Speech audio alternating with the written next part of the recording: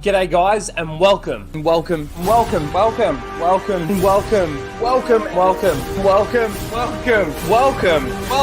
back to Casual Rage.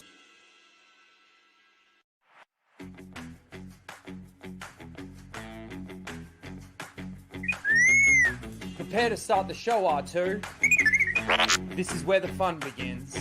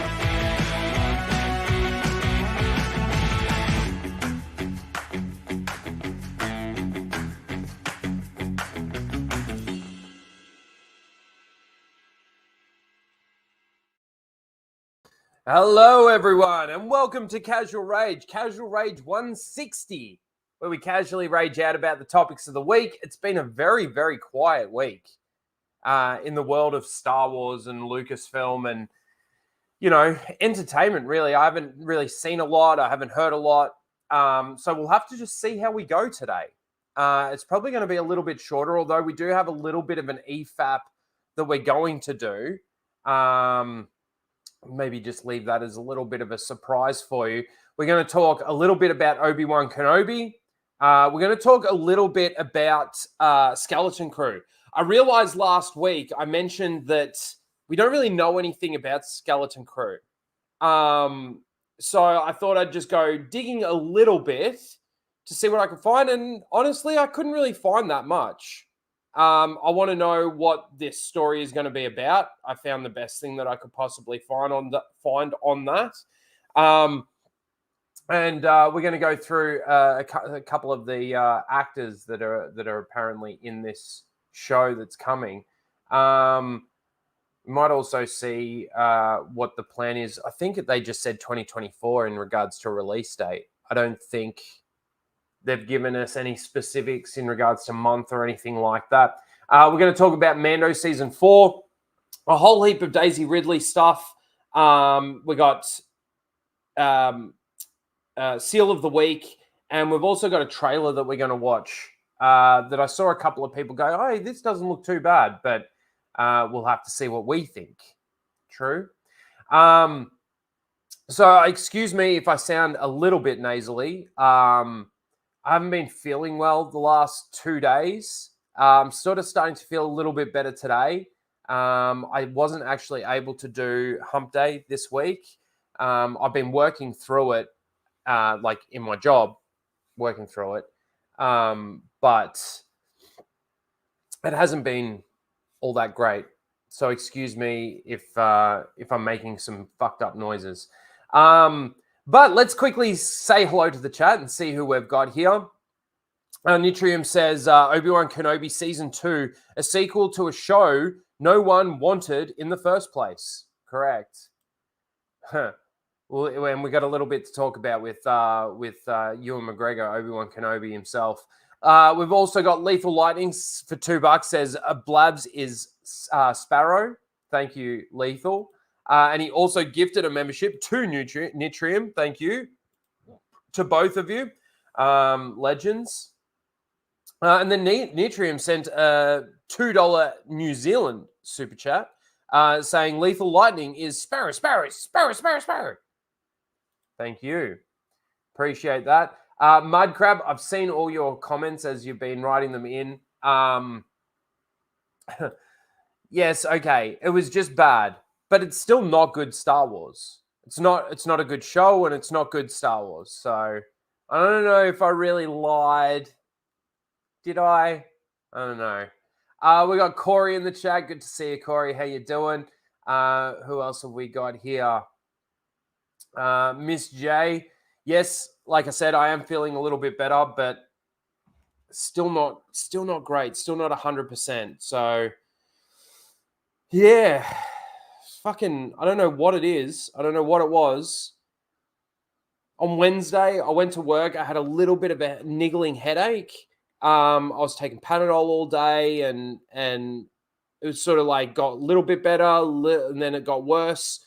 And then I got home, and I was like, I told the guys I'd let you know whether or not I'd be able to do it when I get home. And after I got home, ate some food, it got worse. So yes, unfortunately, I hate being sick. Being sick is so fucking lame and gay. It's, yeah, it just puts you off. Fucking feel like shit for like 3 days. Horrible. Pro Jack fan is here. How you doing, Pro Jack fan? Good to see you. Nuisance Bird. Caw-caw. Good to see you. Keely Chow's in the chat. How you doing, Keely? There needs to be a Crocodile Dundee remake starring Lethal Lightning and Brie Larson. I want to see that. Very true. Very, very true. Melissa Lord's in the chat. Good to see you, Melissa. And, of course, Alora's here as well. OG Star Wars. Thank you. Please smash the like button. Tyrannozilla's here. Made it. Yes, very good. LDT3 is in the chat. Huzzah! Good to see you. Mike Hill's here as well. Good to see you, Mike. What was I going to say? What was I going to say? I can't remember now. It mustn't be that important. EFAP, sweet. Yeah, I don't know if you're going to be saying it when you see what we're going to actually EFAP. Sydney Senpai's here. How you doing? Good to see you. Fractured Filter's in the chat. He's always back for the replays. Good to see you, Fractured Filter. Blake is here. How you doing, Blake? You are so brave to be here with us today, Rhino. Thanks. I don't feel brave. Did I miss anyone? Nexus Prime's in the chat. Good to see you. Off-topic question. You like the Freddy and Jason franchises? I've watched movies from them here and there. I can't say that I've ever really been like a massive fan of them. I don't know the ins and outs of them, so I'd have to say no. I could sit there and sit through one and watch one, but yeah, that's about the extent of those. I'm not really much of a slasher horror fan, to be honest. Like, it's not like I don't like sitting there and watching them. It's just, I don't know. I don't really get much out of them, to be honest.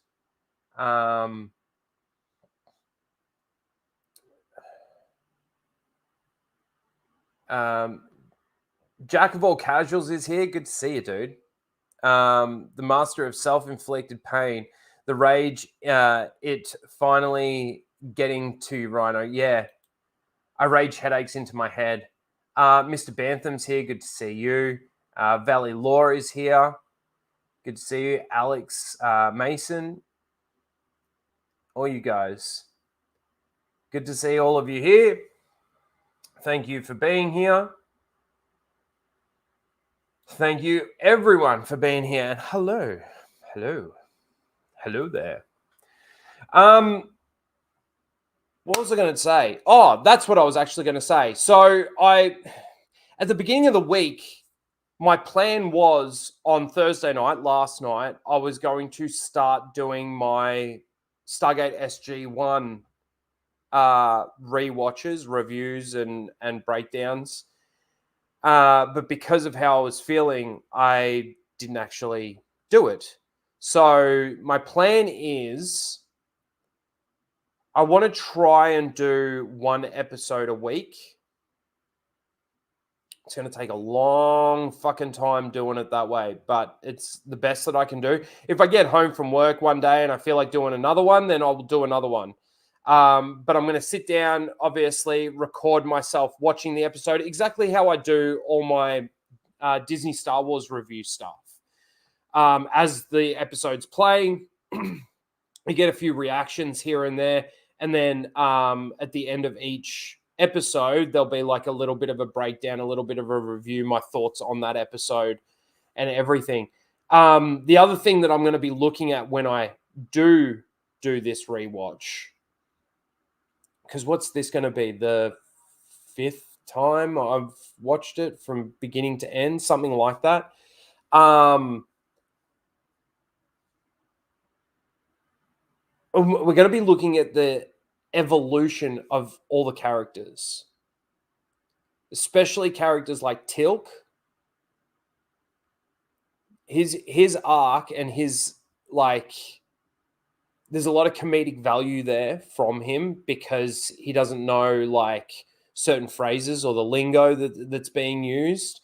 There was an episode that I used in a video recently to just explain sort of the difference between sort of Star Wars and SG-1, or Disney Star Wars and SG-1.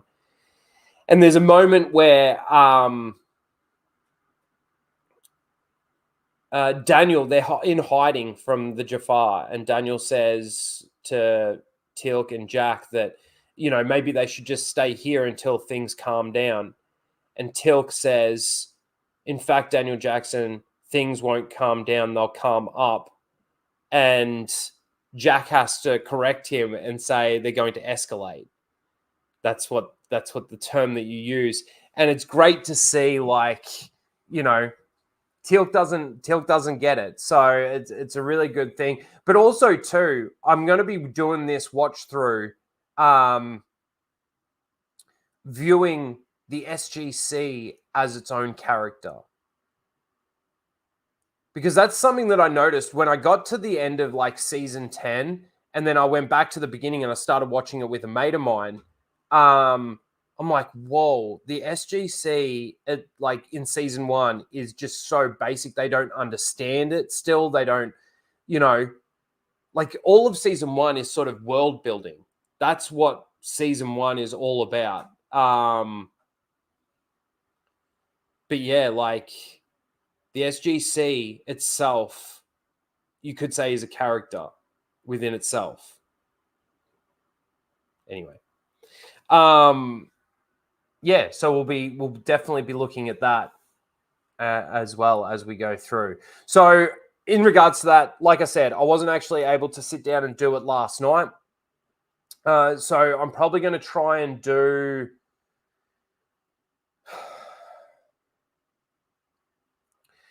If I don't get it done on the weekend, starting from episode 1, if I don't get it done on the weekend, I'll probably do it on Monday, and then Thursday nights will be the nights that I'll be doing it, like week in, week out, hopefully. So because I missed this week, I'm going to do episode 1 on Monday, and then on Thursday, hopefully get straight into episode 2, and then keep it going from there.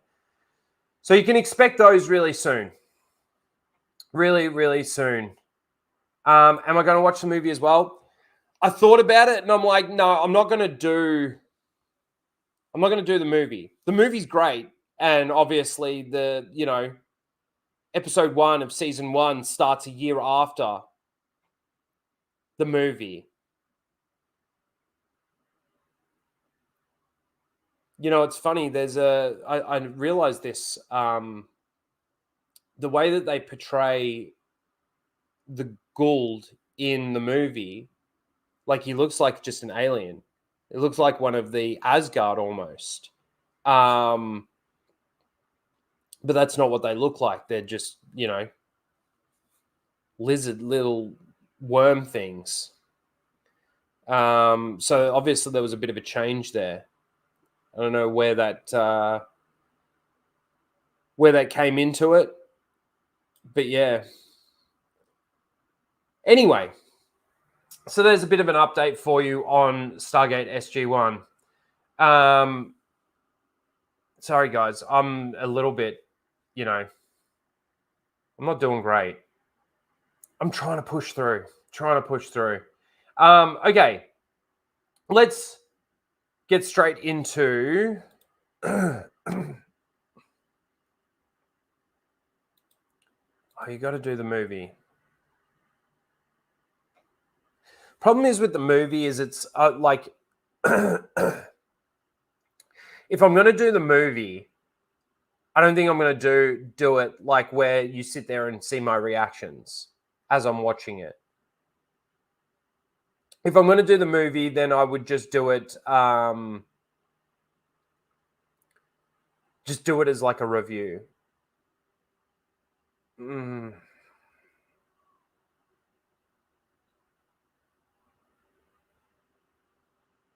I don't know.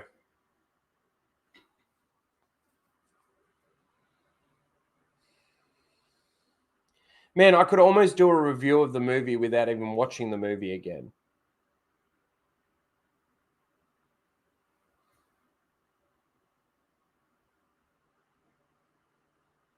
Is the first Stargate movie good? Yeah. It's actually really good. And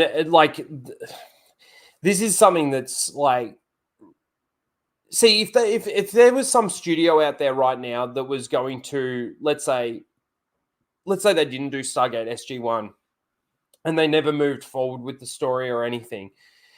If a studio was to take over that franchise now and then try and start doing like television series, I reckon they'd fuck it up.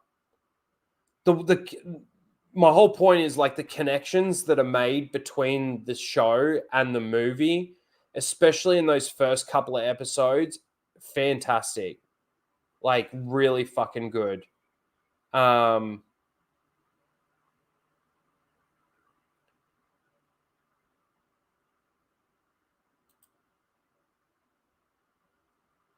That is a good episode, actually. Man, there's so many good episodes. But there is also, too, a lot of filler in there as well. There's a lot of filler in there. We're going to watch all of them. What if you did a video essay on the first Stargate movie?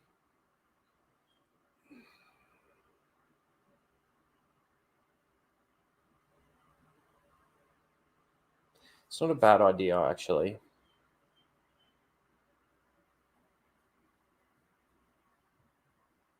I'm just trying to think for a second. How do I go about it?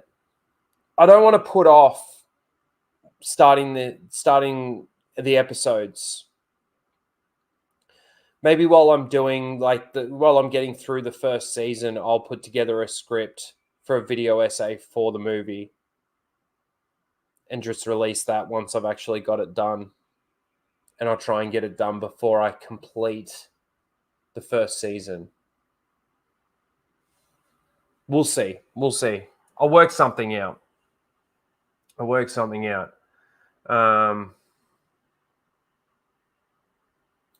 you going to do each episode?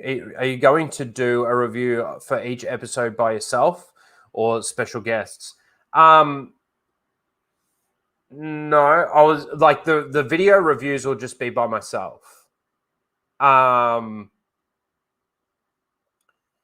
Maybe after each season. It's not a bad idea either. Maybe after each season, I'll do a stream where we talk about that season and I get some people in to discuss it. That's not a bad idea as well. We'll make something big out of it, Fucking 10 seasons though, man. How many episodes in total is there?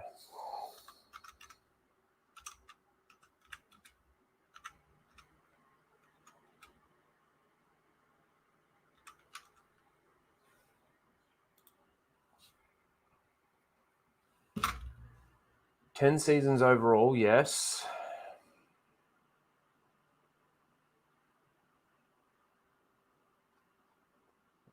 Okay, let's try this.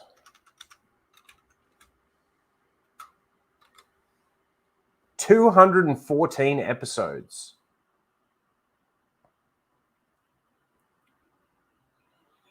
214 episodes over 10 seasons. That's a season of television. That's a season of television. Like 20 episodes a season is what it basically averages out to be.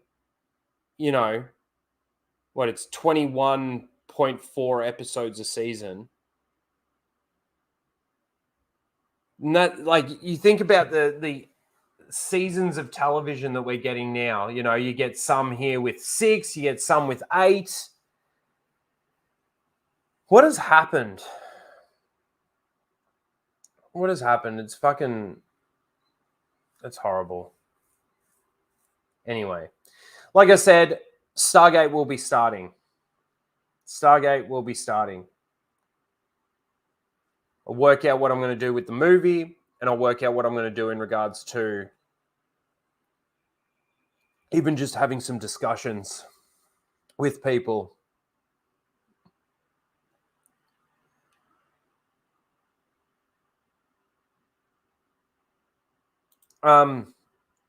If you do one episode a week, you will have 5 years worth of content out of it just for SG-1 alone. Yeah, see, that's the thing though too, is I don't want it to take 5 years. And this is why I'm saying, like, it'll probably get to a point where I'll get home from work and I'll be like, oh, I could sit down and watch an episode. I mean, when I did the rewatch before I started watching it with my mate, I think it took me 4 months. I binge watched like you would not believe. I was getting home from work and because I borrowed my dad's discs, like DVDs. And I was going through a disc a night, watching 4 episodes roughly every day for like 4 months. Something like that.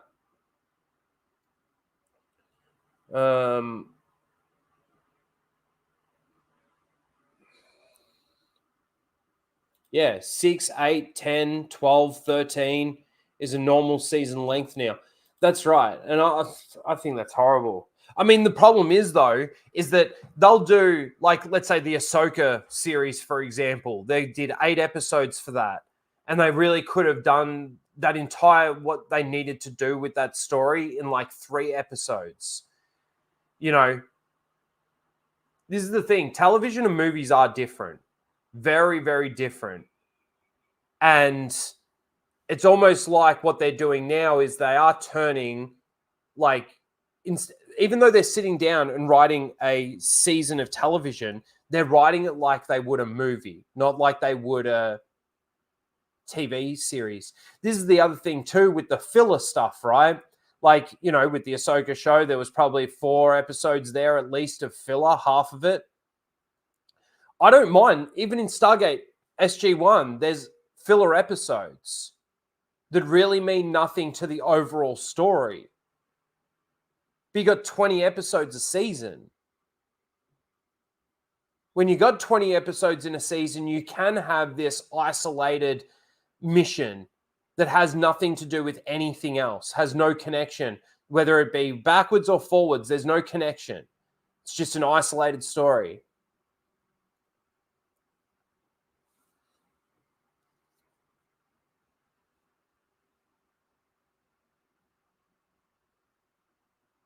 It's just, I just don't know what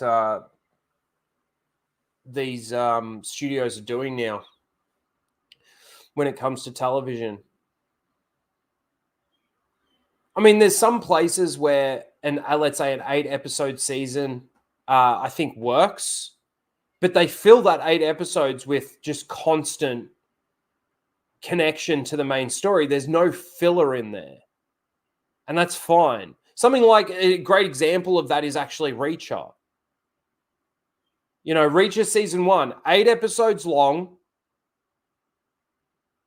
and it doesn't really need more episodes, but there's not one episode in there that you can't do without. So I think it's okay for like that sort of thing. It's almost like a little mini series. The 8 episodes is like that one isolated story. Now, in regards to Jack Reacher, of course, the story continues going into season 2, and I believe there's only 8 episodes for season 2 as well. But again, no filler, no garbage, nothing where you're sitting back going, "Oh, this was a waste of time. This episode didn't need to happen." But when it comes to Star Wars, or when it comes to, I mean, I haven't really been watching much else that comes out. I'm sure Star Trek has been the same thing. I'm sure there's been similarities with Doctor Who as well. These franchises that nobody actually cares about the source material. Nobody actually cares about the stuff that, all the nerds actually cared about. And that's when they start filling it with garbage.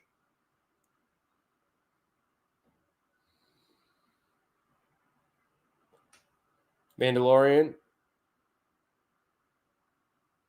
is all filler, but the last episode,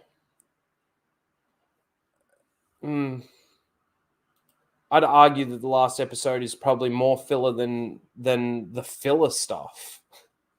The Luke Skywalker moment, that's just filler added with jangling keys, with nostalgia bait.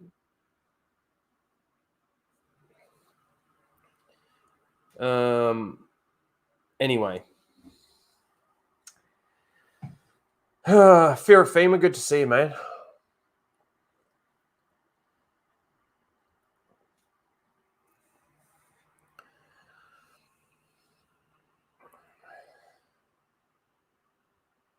Yeah, that's true. No one making them cares about the shows. The fans still do, but I will say though, like, the fans still care. Like, even the ones that are like not watching Star Wars anymore, for example, they still care. But they don't care enough to like talk about it constantly, like how I do with Star Wars. But they also, they know where everything is headed, and they know that that's not for them.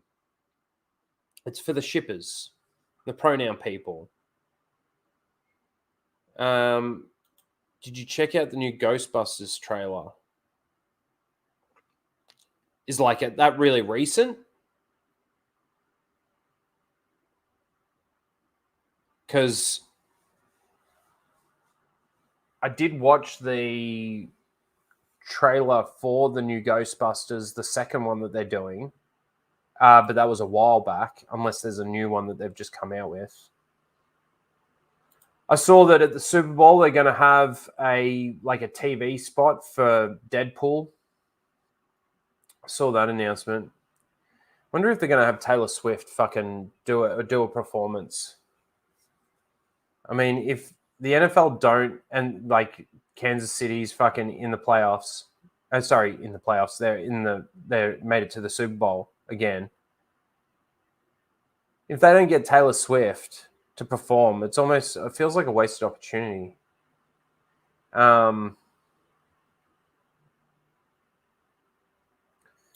Disney fans will move on once something else appears. I'd like to think that that's true, Soul Assassin, but I don't think it is, because Star Wars is probably one of the, if not the biggest, fantasy sci-fi franchises out there. They're going to cling on to this thing like you wouldn't believe. And when you see the, like I said, like the shippers out there, and every character that comes out in every fucking thing, there's some like underlying sexual tension between these characters, which then they just love to ship. Like with Sabine and Shin. Excuse me. Watching it, I didn't see any sexual connection between these two characters, any of that chemistry there that these people, it wouldn't surprise me if they fucking started messaging the actresses and started saying, can you please, divorce your husband so that you and we can make Wolf Ren a real thing. So I don't know. Once they destroy it enough to the point where it's not even cool to be a Star Wars fan anymore, that's when they'll try and latch on to, the next big thing to try and fucking tear that down and say how sexist and misogynistic it is. Did you see the new Henry Cavill movie? Looks awesome. That's the trailer that we're going to watch. What's it called? The Ministry of Ungentlemanly Warfare. Yes, we're going to watch that trailer. I did see it. I haven't watched it, but we'll watch and react to that here. What else?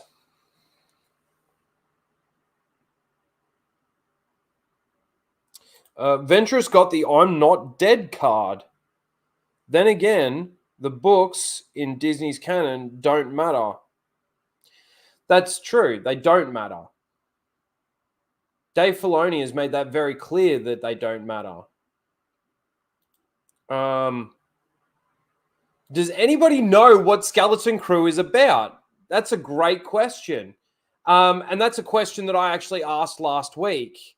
And I've obviously done a little bit of diving into that, and we still don't have a lot of information. I do have a little bit of something. Actually, you know what? That's a great segue. Let's just go straight into that. So,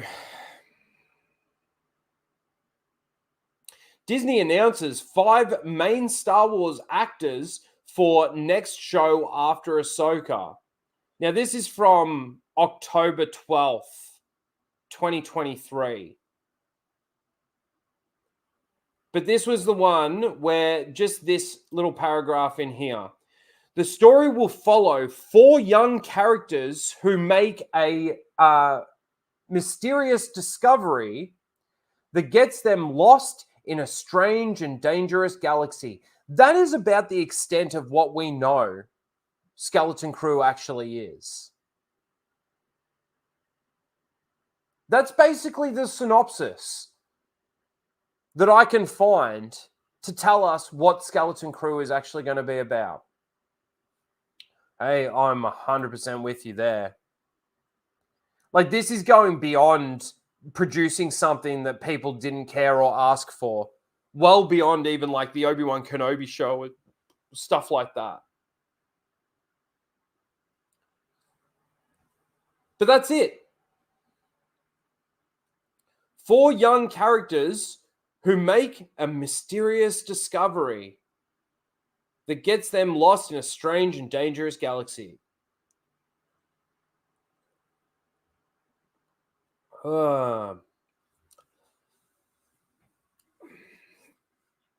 What's the bet? What's the bet that strange galaxy, that strange and dangerous galaxy that they're stuck in, is the galaxy that Ahsoka is in at the end of that Thrawn and Ezra were stuck in?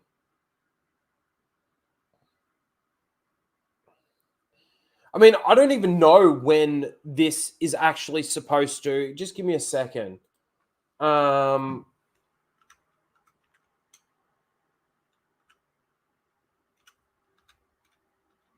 Skeleton I spelled it wrong. Skeleton Crew. What am I looking for? I want to know where in time it takes place. Timeline.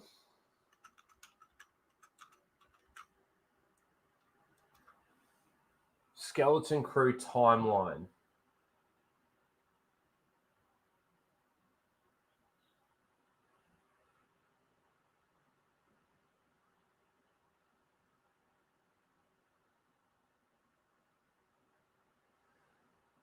The series seemingly takes place in 9 ABY after the Battle of Yavin, likely following the events of The Mandalorian Season 3.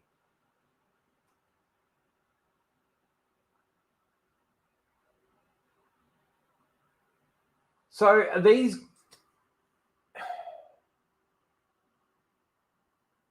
these four like young characters going to be like a part of Luke's Jedi Order?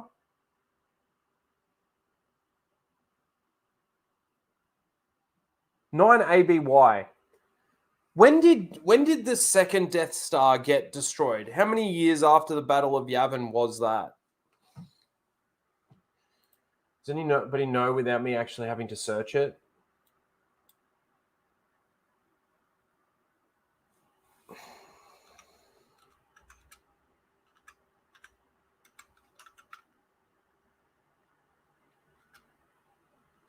Six ABY.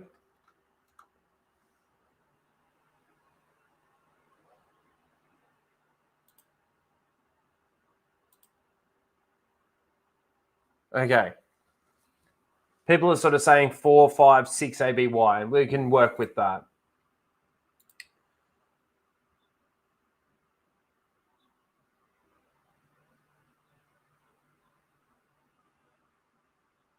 Well, that timeline doesn't work out then. It might. Okay, so let's say it's 4 ABY. Let's say it's 4 ABY.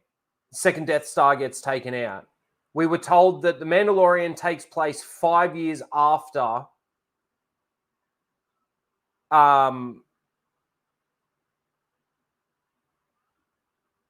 Return of the Jedi, right? 5 years. So that's 9 years. The problem is that between the beginning of The Mandalorian Season 1 and Mandalorian Season 3, in that time, he spent 2 years with Luke, Grogu, this is. So they don't even really know where the timeline's taking place, if this is how they're reporting it. Because you got to think, okay, Season 1, what's Season 1, like a year? Season 1's like a year. Let's say Season 2's another year. This is the thing, we actually don't even really know. But let's continue speculating. So now where it's now 7 years after Return of the Jedi.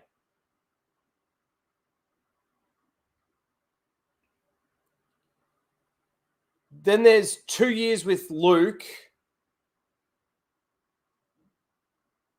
And what? Season 3's another year, I guess.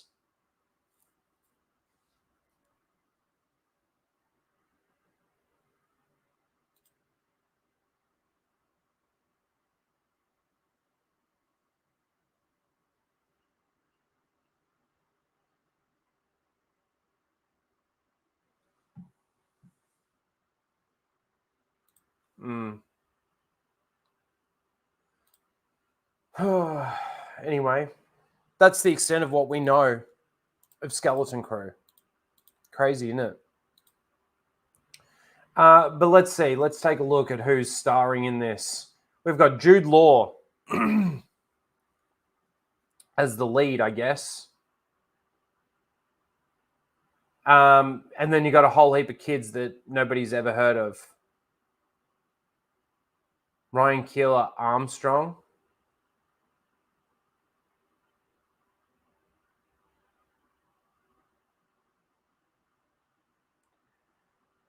Robert Timothy Smith. Look how diverse this cast is. Reva Cabbage Patch Kid. And Kiriana. That's it. So 1, 2, 3, 4 kids and Jude Law. Oh, man, you got no idea how much I thought of that when I saw the name. It's not Reva, it's Ravi.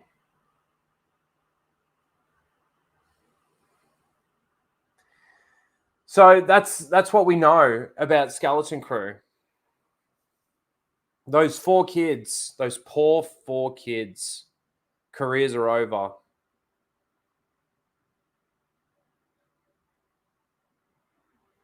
And that's Skeleton Crew.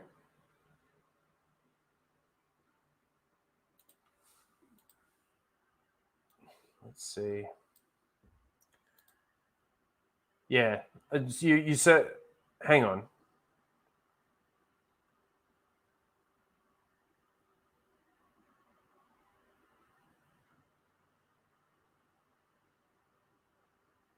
By late 2023, Skeleton Crew was revealed to be releasing in 2024. A filing for the first episode with the United States Copyright Office, blah, blah, blah.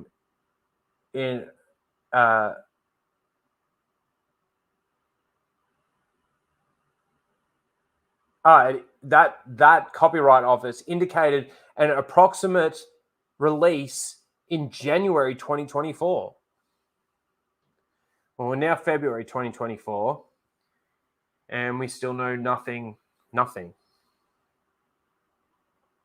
It's crazy. Both Acolyte and Skeleton Crew don't actually have like a release date. They've only got a release year, 2024.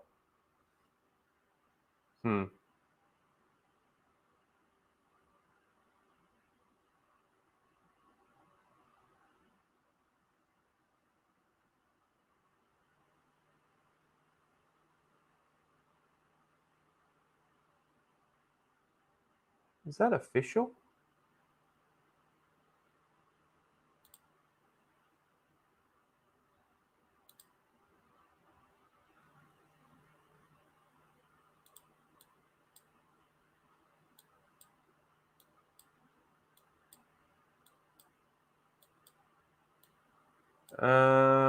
That can't be an official trailer.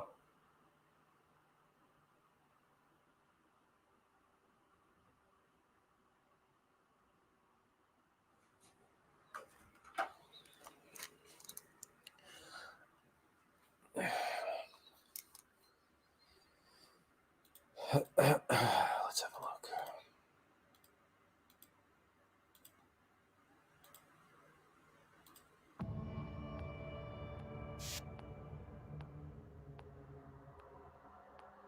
Our journey began with a secret. And now it unfolds in the mysteries. What the fuck was that? Is this even real? I can't even tell. Like, there's shots here that I haven't seen. In the mysteries of these children. That looks like it was from Mando. The New Republic needs you to protect these children. If we are to survive, we need the help of an old friend. Oh, Boba. You won't get away this time. I'm going to kill you, Vane. No, this is After real. the That fall was of the from Empire. fucking Captain Marvel, was it? Kill you, Vane.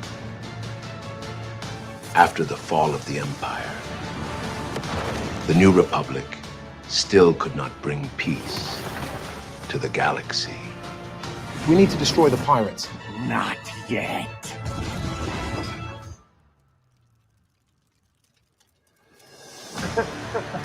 Okay, for a not real trailer, that still looked fucking gay. Why would you even try that? That's funny. That's really fucking funny. What's this?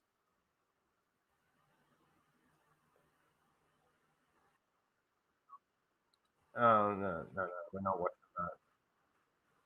We're not watching that. Well, there you go. Yeah, for a fan-made trailer, that looked trash. Yeah, no, I got it, guys. I got it. I know it's not real. Well, I didn't think it was because there's been nothing on like Star Wars' official like YouTube or anything like that. So how could they possibly? How could somebody else have a real trailer when Disney hasn't even released a real trailer? Oh.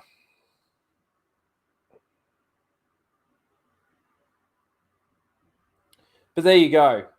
That's all we know about Skeleton Crew. Is that 4 young characters who make a mysterious discovery that gets them lost in a strange and dangerous galaxy.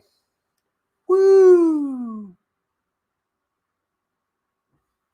And this is supposed to take place after Return of the Jedi. Supposed to take place essentially after Mando Season 3.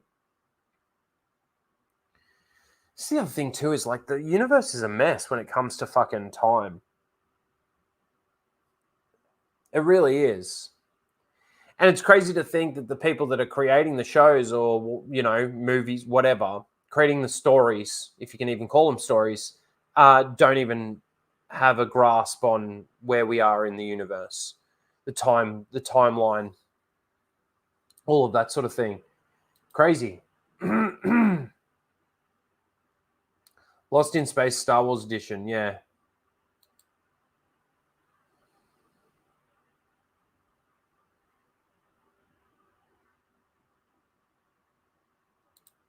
Has it?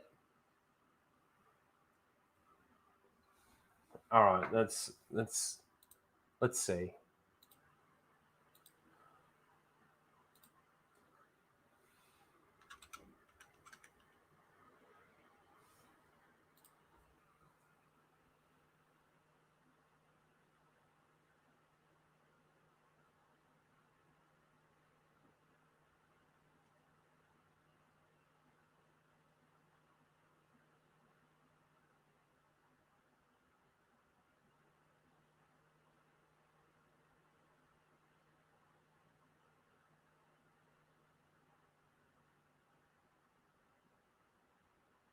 It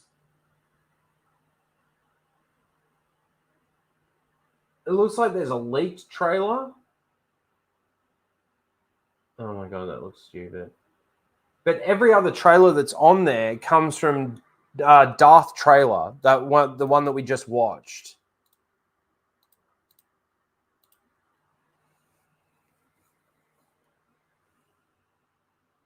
So that was the one that we just watched there from Darth trailer.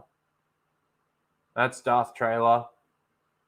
There's this one, which looks like a leaked trailer from like Celebration or something.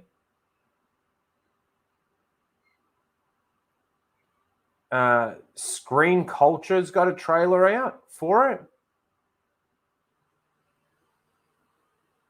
And the rest are all Darth trailer.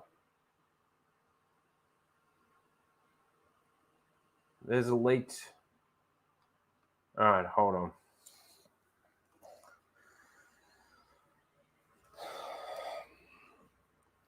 So I don't know if there's actually an official trailer.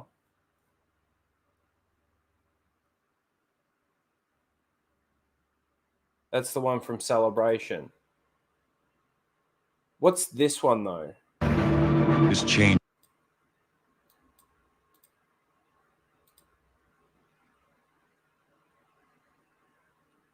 Is this another fake one? There's nothing more dangerous to a warrior than emotion.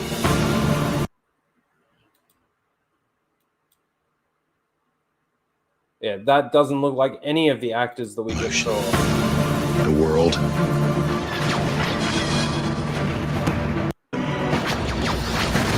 The Empire is pulling it apart with hate and destruction. It's fake.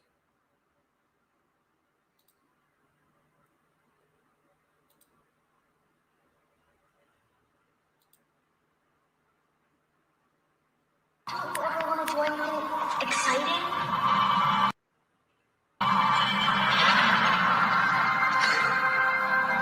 The glasses.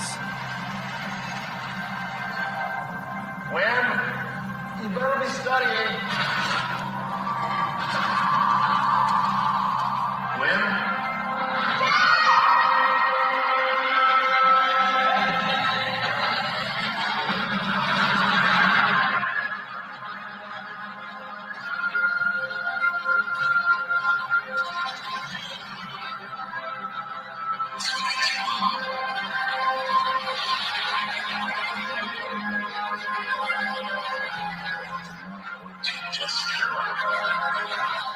Sounds horrible.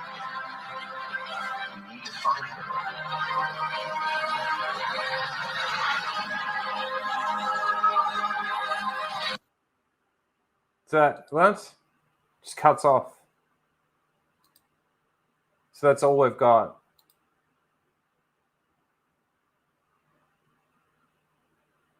Ugh.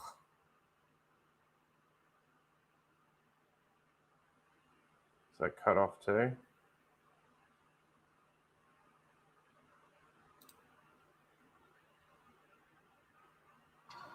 enjoying it? Exciting?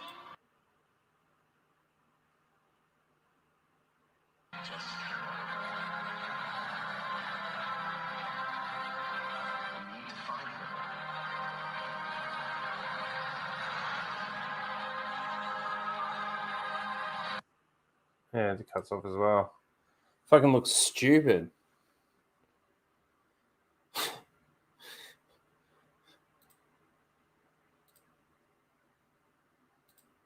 I wonder when they're going to fucking actually release a proper trailer and actually give us a release date for that.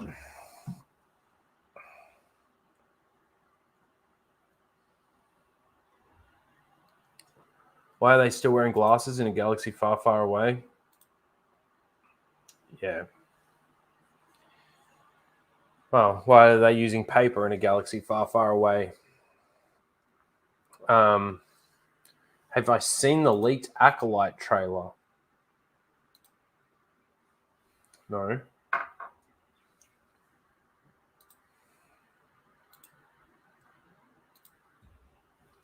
Well, was that from Star Wars Celebration as well?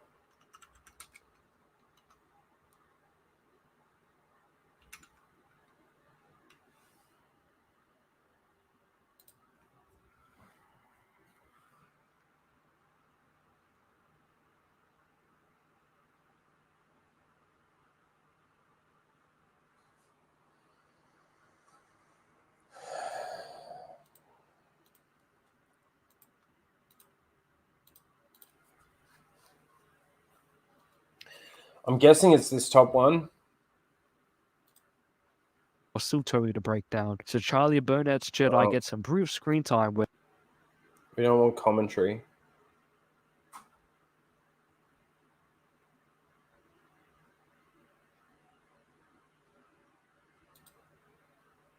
Oh no, that's Andor.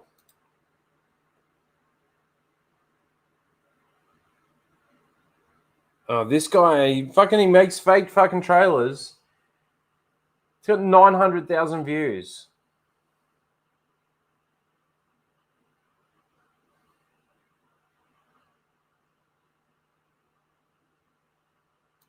Well, it is only 50 seconds. Still totally to break down. So Charlie Burnett's Jedi gets improved screen time where it's revealed that she has a yellow lightsaber. There are then gritty fight sequences that flashed on the screen as 8 Jedi is shown taking their lightsabers out while overlooking an unknown sight. And I gotta say, from the footage I saw on the production quality on that was fantastic. And the fight scenes for like that martial arts sequence just looked absolutely incredible. And what I loved about this fight sequence is that she actually used the force to push back the enemy here. I love how we get in more use of the force in fight sequences. And judging by this martial arts scenes, I reckon we're going to see some really cool lightsaber fights. So I am. How does this dude have fucking 166,000 subscribers? He slows his words. Sounds like he's drunk the whole time. Fucking Darth trailer likes making fucking fake trailers.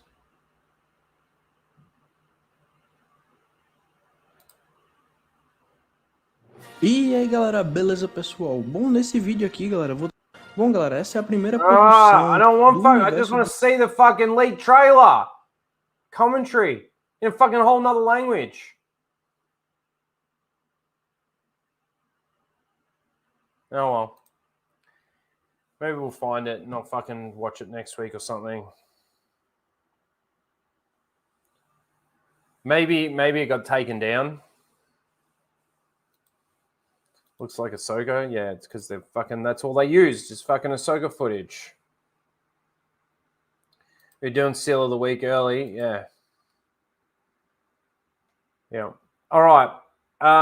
That's pretty much it for the Skeleton Crew.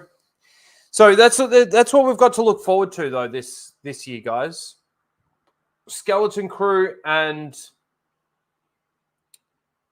Acolyte.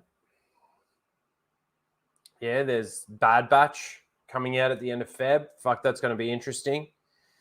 And apparently there's also Tales of the Jedi Season 2.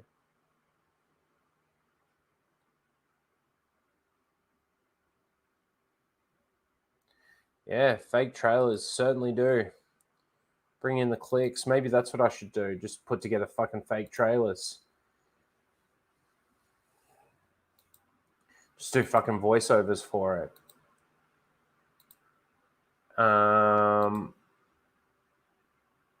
Okay, let's get rid of that.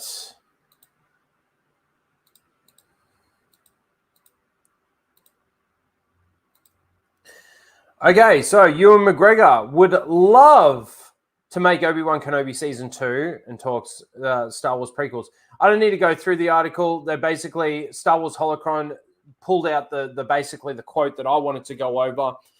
Ewan McGregor on the possibility of an Obi-Wan Kenobi Season 2.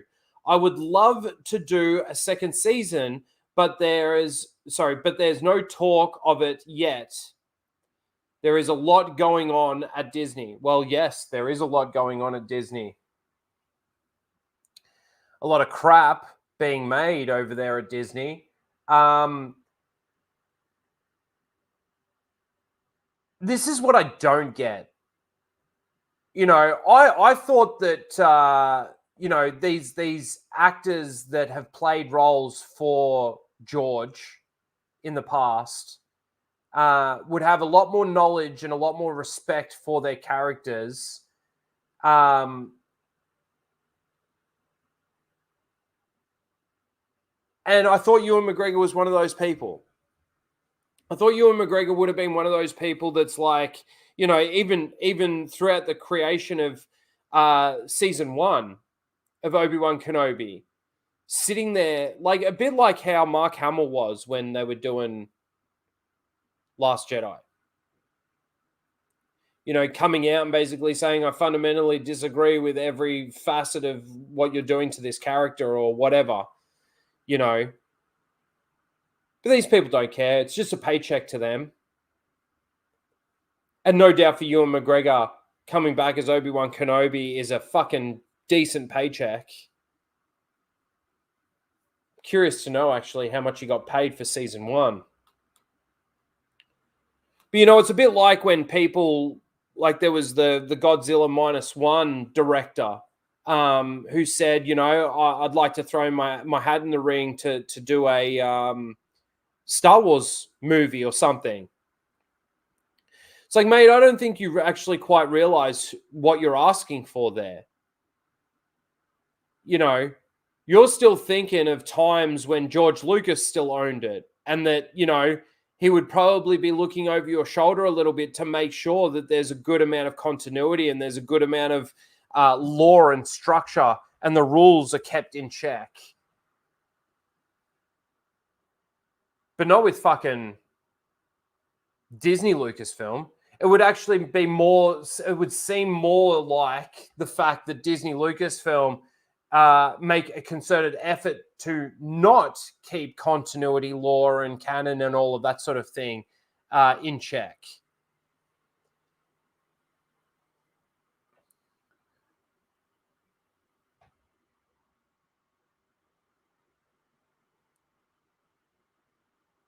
You know, Oh, let's just stab fucking someone with a lightsaber. Oh, it's okay. We got Bacta. We got Bacta spray for an explosion in the head, you know, somebody dying, brains coming out the back of their fucking head. It's all right. Just get the droid to apply some Bacta spray and you'll be fine within 2 minutes. Shout out to Mando Season 1. Absolute garbage. But yeah, like, I just... Mate, what's the story that they're going to tell for Season 2? What? Obi-Wan trains Reva? They have another rematch, but this time it's Reva and Obi-Wan versus Vader. And then when they finally beat him, they'll just walk away.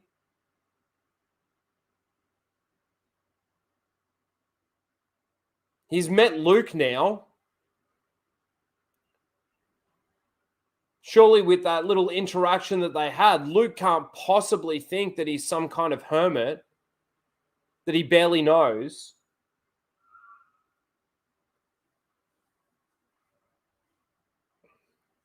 Maybe Qui-Gon will be in every episode just appearing there to fucking train Obi-Wan in some fucking stupid way. I'm just carrying on from Season 1. Like, what's the story that they could possibly tell in Season 2?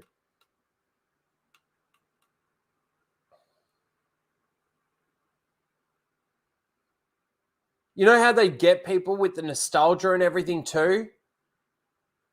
They'd get Luke in a ship, flying through Beggar's Canyon, shooting at Womp Rats. Leia needs help again.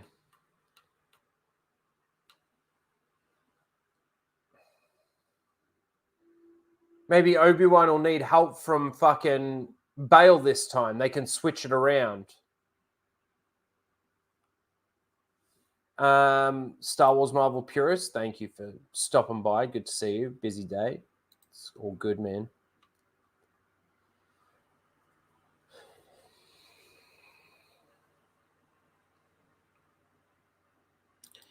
Yeah, but that's like anyone, man. The money. Like the rumor of fucking Daisy Ridley getting $12.5 million for her reappearance into Star Wars. That was probably negotiated as high as it was because she was like, no, after everything that happened, the disaster, and I'm not even saying like probably shit that was set out there by fans.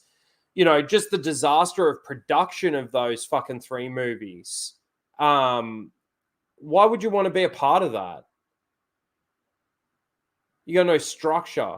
You got no story. You keep fucking changing story. You know? She talked about how her lineage was, there was talks about Obi-Wan Kenobi. There was talks about this. Then it became that she was a nobody. And then she was going to be this. And then she was going to be that. And then they had no structure. They had nothing. But see, that's the same with an Obi-Wan Kenobi Season 2. They would just do it because that's what they think the fans want. And yes, the seal clappers out there, the shippers, the shippers will love it. They'd probably start shipping Reva and Obi-Wan. Rovi-Wan Kenobi.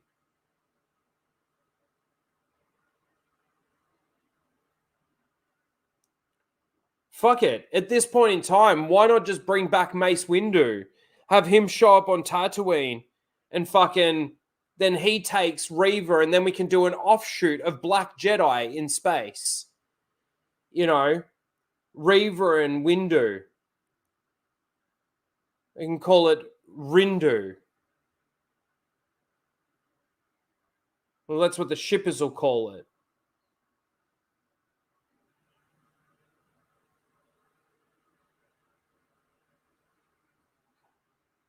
Fucking hate Star Wars, man. Fucking hate where it's at. I just hate it. I hate the fact that the actors come out and say stupid shit like this. You know, what are you going to do, Ewan McGregor? You're going to do another car video supporting a fucking black actress because Lucasfilm, Disney, Star Wars were the ones that set up this racist narrative before they even fucking released the show? Why don't you pay attention to what the fans are actually saying? The character of Reva was pointless. The character of Reva actually made no fucking sense with her motivations, and everything that she did was stupid. She got stabbed, ran through by a lightsaber twice. Her knowledge of knowing that fucking Anakin is Vader. It has every criticism that I just threw out there has nothing to do with her skin color. And guess what? She's a shit actor, actually. And even still, that has nothing to do with her skin color.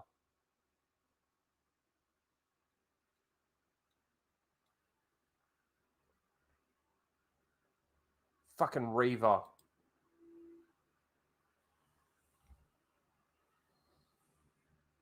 Fucking send her back in time and they'll make fucking Reva like Shmi Skywalker or something.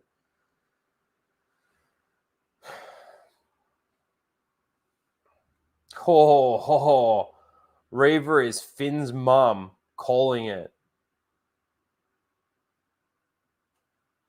Does it fit? I think it actually does. In the timeline, I think it actually fits. Wow, could you imagine that? Oh, sorry, guys. Excuse me. I'm really low energy today. I'm still not feeling great. I apologize, but we're going to push through. So yeah, anyway. That's Obi-Wan Kenobi, Season 2. Ewan McGregor would love to do a second season. All right, do it. Do it. At this point in time, from my perspective, there is no coming back to real Star Wars. There's no, you can't even turn a corner with this. You can't even just change direction. Because all of that other shit's still there. And that has now become law. That has now become the canon. That has now become the continuity that we've got to deal with. So there's no coming back from it. So based on that fact, do it. I'll just tear it to shreds every single time. Now, yeah, okay, I'm going into it with the expectation that it's going to be shit, that it's going to be garbage, that it's not going to be good Star Wars. For a couple of reasons. The main one being that Disney Lucasfilm has given me nothing to show that they can actually tell good Star Wars stories or make even good Star Wars characters. Keep the continuity lined up and all of that sort of thing. Reva is Lando's daughter. Now, isn't that other stormtrooper chick that defected against the First Order? Isn't that Lando's daughter? Yes, endless trash. Now, I could go into something with the expectation that it's going to be bad, that it's going to be trash, and it turns out being good. Like a lot of people did with Andor. I still think Andor is absolute garbage.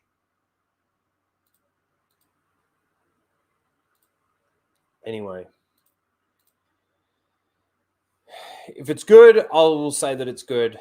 But at this point in time, they really haven't done anything worth, holding on to.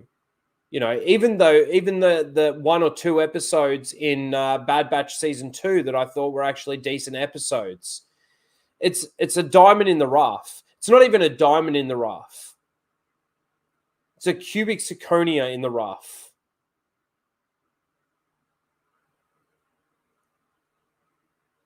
And when I say the rough, I mean the burning depths of hell.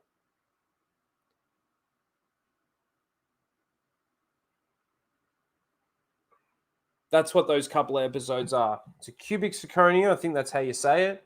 Fake diamond in the burning depths of hell.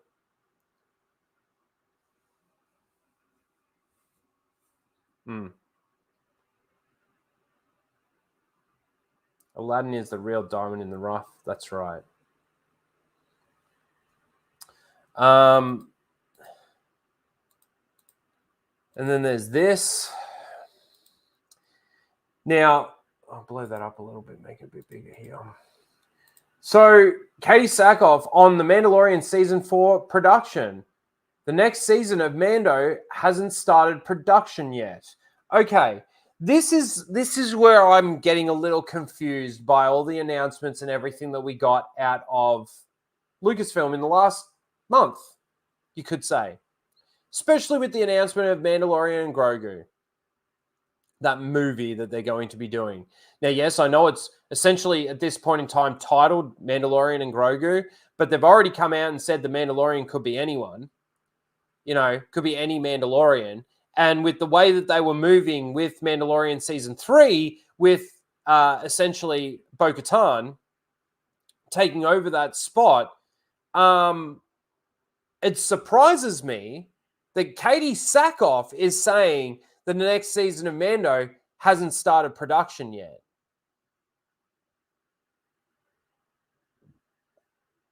Like, we've got contradicting fucking things here, contradicting statements. When Jon Favreau did the script for Mandalorian Season 3, wasn't he saying that he's done the script for Season 3 and 4 because, you know, he wants the continuity to tie in nice and all of that sort of shit? Wasn't there stuff that they were already doing with Mando Season 4? I'm sure we've had a statement coming out and saying that they've already started. Let me see.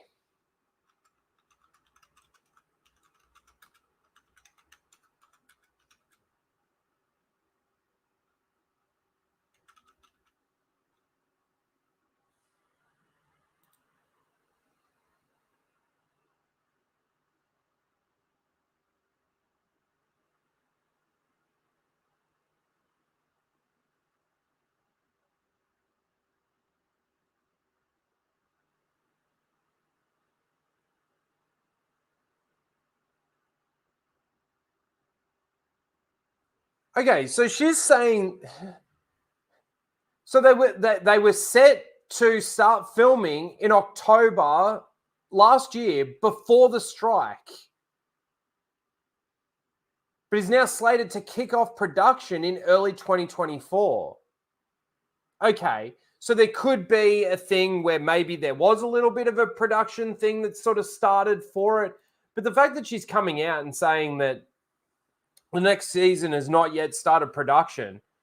When she's talking production, is she just talking about like the filming of it?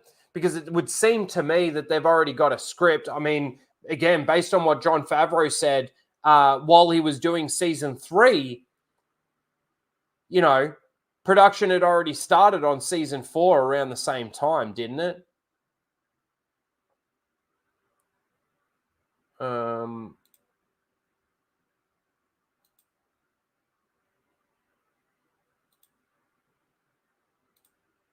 really care about any of that.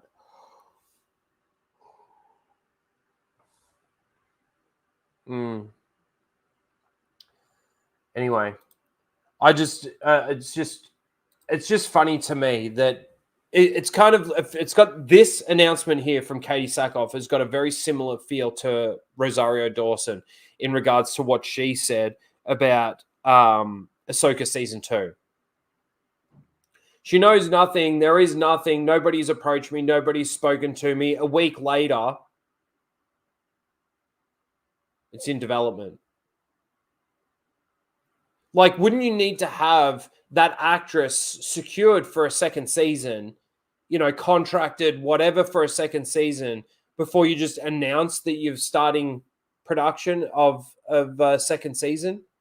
She knows nothing about it. A week prior to your announcement, Have you spoken to her manager? Have you spoken to her directly? Doesn't seem like it. But you're in production. What if Rosario gets another gig and you want to start filming, but because you didn't approach anyone or you didn't do anything, she's not going to be able to do it?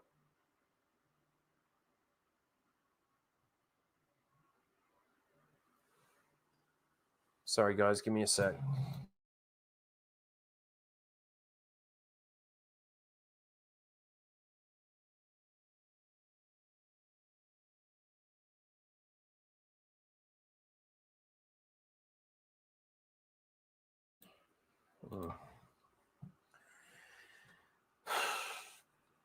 Anyway, that's my whole point in actually bringing this up is based on the fact that we just keep getting contradicting information, contradicting information, contradicting stories from actors, directors, producers.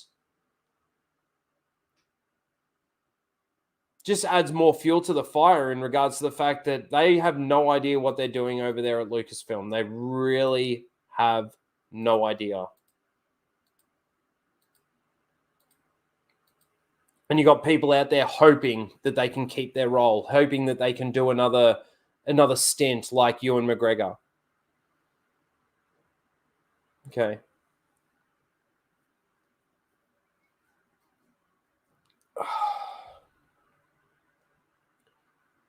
Fuck, I don't even know if I'm going to actually make it through this fucking stream. Sorry, guys, I'm not doing great. Okay. Let's take a look at this. This isn't what I was planning on EFAPing. I was planning on EFAPing something else, and it's a fair bit longer than this. But Daisy Ridley discusses her new Star Wars movie on Kelly Clarkson's show. Okay. Let's take a listen. So I just have to ask, because everybody's a huge fan of Star Wars, do you have any kind of tease? I know you can't like say too much, but it is happening. Solid news. Yeah. I know.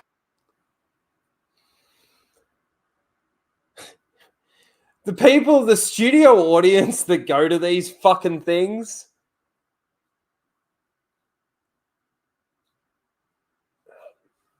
Okay. I got nothing more to say than just that. Get Charles to host the rest of the stream. Man, I don't even know where he is. I know the general story. Yeah. Which is very cool. It's been a minute though since you've done something. Like it's been like how long since the last? Well, what's crazy is time passing. It was like 11 years ago when I got cast. That's I was right. A baby. You're still a baby, says your skin. You're welcome from genetics. Yeah. Yeah, so it's been quite a few years since I've been part of that kind of cool to jump back in the role like that many years later, right? Yeah. And also strange because I was the baby and now I'm like, oh, I'm going to go in as like, you know, I like got married and done other stuff and like I feel more like a grown up now. Yeah. So I'm a real woman. Yeah, I like it. I'm excited. Everybody's you have so many projects, and you said the one I want to mention real quick. You said, is it Magpie? Magpie, yes. That you're working on it, and that's the one you did with your husband. Yes, that is premiering at South by Southwest in March. Oh, awesome! Yeah. Very cool. Yeah. All the things in the air. You're floating all the things. Let's take another break, everybody. Daisy's movie. Sometimes I think about dying. It's just a fun title to say. It's in theaters now. Be sure to check it out. It's a fun title to say. Sometimes I think about dying. Yes, seal clap. Well, that was really nothing burger, wasn't it?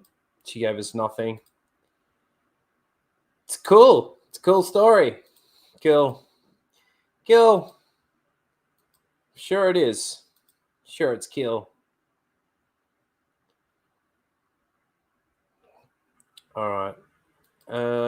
Let's watch this trailer. Let's watch this trailer. All right. Perfect for titles for Star Wars. It is. Sometimes I think about dying.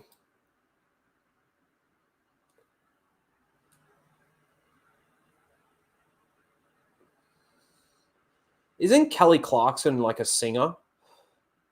but she's doing her own like version of like Ellen DeGeneres or whatever.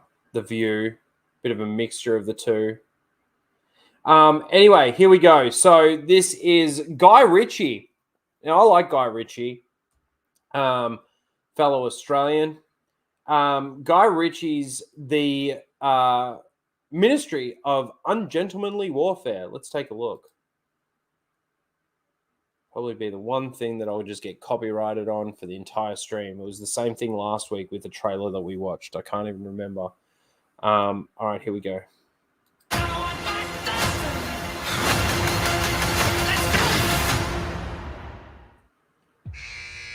I hate those little fucking stingers that they do before the trailer. It's like a mini trailer for the trailer. So stupid. He is an Australian. Who am I thinking of then?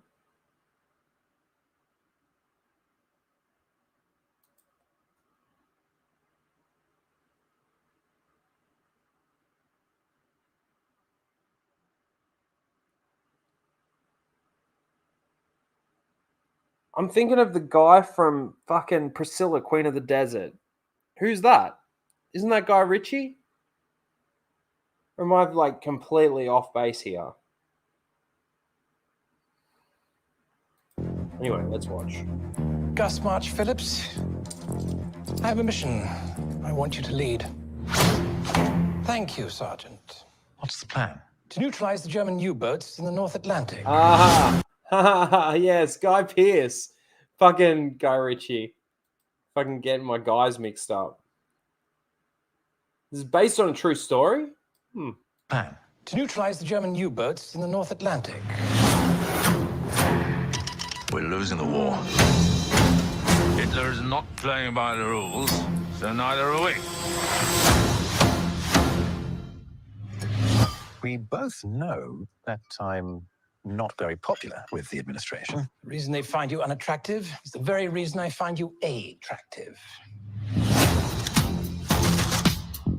If I'm to do this, I'll need my own team. You won't like them. They're all... mad. They'll need to be. This is an unsanctioned, unauthorized mission. If we fail, England will be condemned to a lifetime under the German boot. And so I said, that is not a dog. That is my wife. It's very good.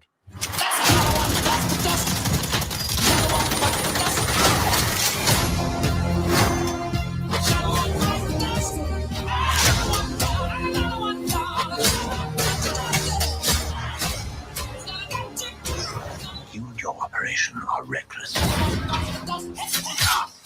Abort this mission now. Hello, can't hear you. Please do. Off.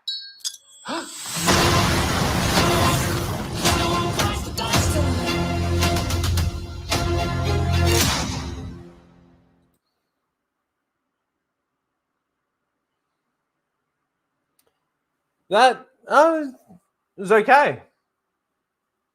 Fucking looks like it's going to be action-packed, bit of comedy in there. I do like Henry Cavill. Yeah, actually didn't look too bad.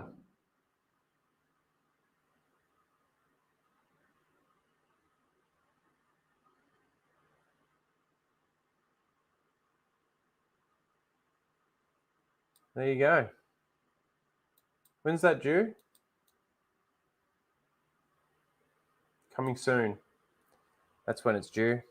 Soon. I thought that was an all right trailer. Got me interested. I don't know how much of it's going to actually be based on a true story and how much of it is just going to be filled in.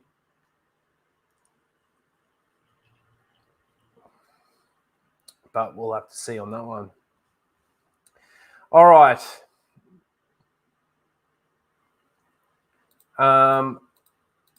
All right, guys, we've been going an hour and a half. I'm sorry. I'm going to do Seal of the Week. We're going to try and push through a little bit of this EFAP. It's a good thing that I got this other video here from the same thing, the same interview, because we can at least watch that. That's nearly 4 minutes long. All right, let's do this. Here's my thing.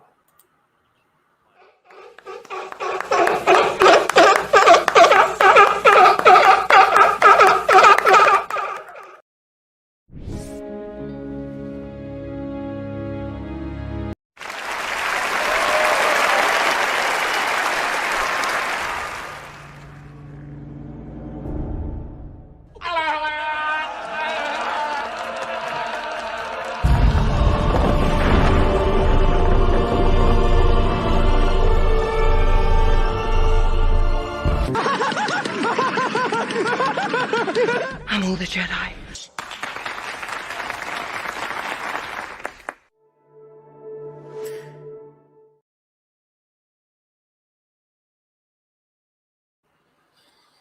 All right. Here are your nominees this week for Seal of the Week. We've got Annabelle. Annabelle.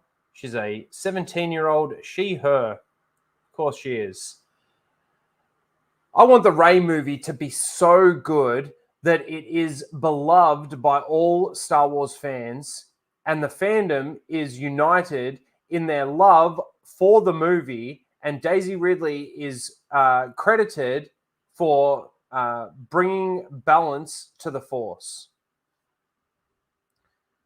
I'm sorry, Annabelle. There is zero chance that that happens. We don't even need to see a movie to know that that isn't going to happen. There is no way. You know why? Because even if I'm the outlier and I'm the only one out here that doesn't like it, there will still be me out here that doesn't like it. But I truly believe that there's going to be a massive amount of people that don't go and see this movie. There's going to be a massive amount of people that don't like the movie because they already don't like the character. They already don't like the character. So, yeah, you can hope for it, but there's no chance of that ever happening. So that's nominee number one. Nominee number two is Jacob, back again with another nominee. It's wild to think about how The Force Awakens is almost a decade old. That is pretty crazy to think, actually. And time hasn't helped it to all the people out there that think that just time needed to go by for people to appreciate these movies. If anything, time has made these movies worse, and so has the majority of the other crap that they've put around it. But it's even more insane to consider just how much of an impact it had on Star Wars as a whole. Yes, it had a massive impact on Star Wars as a whole. It was basically the start of the splits in the fandom. It was the start of the destruction of George Lucas's vision. It was the start of the destruction of George Lucas's universe, in fact. Goes on to say, almost single-handedly is responsible for creating the massive resurgence in interest and creating new fans for Star Wars. God, this guy is fucking mindless, fucking brain dead. Still remains true today. Such a special film for countless reasons. Jacob, you are a weird cunt. All right, Star Wars Holocron just says Reylo is canon. Fucking weird ass people. And last is QG Jenner again. Honestly, with a question mark. Honestly. 3 amazing films with a lot of heart that gets far too much hate. I would argue that it doesn't get enough. I will always be a proud sequel defender because the story told throughout this trilogy is great. Actually, sorry. Incredible characters, clever comebacks. Yeah, your mum's got clever comebacks. Beautiful visuals, lots of action, and just fun.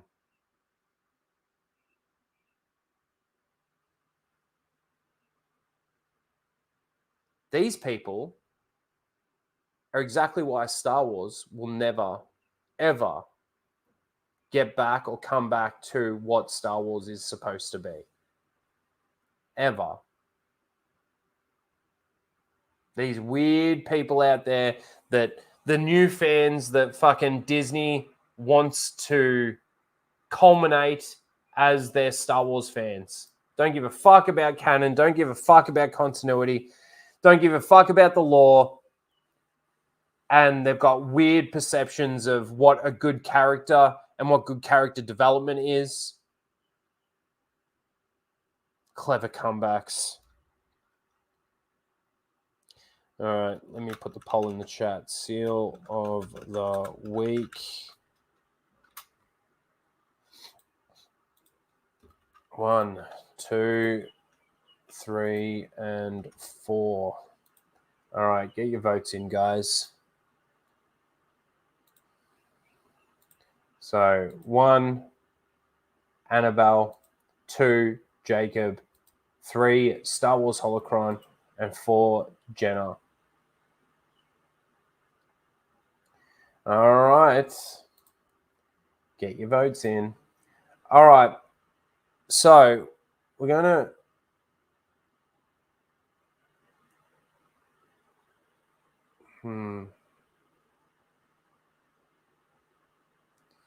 Okay, let me share this. So Daisy Ridley was on Happy, Sad, Confused podcast. Never heard of it prior to this. I've jumped forward a little bit. Obviously, it's there's little segments here. So we're gonna just watch from here onwards. There's a little section in here about Magpie, some new movie or something that she's working on. But then there's Rise of Skywalker, Star Wars Return. Well, that's a long bit. And I think that's where the Star Wars discussion probably stops. I just want to start here because this was from an article where it actually took me to. So we'll start watching from here. We'll see how we go. We'll probably skip that Magpie segment and go straight into the Rise of Skywalker stuff. Depending on how I'm feeling, this is the main thing that the main clip that I want to sort of talk about, but we'll see if we can get to that in the context of the conversation that they're actually having. All right, here we go.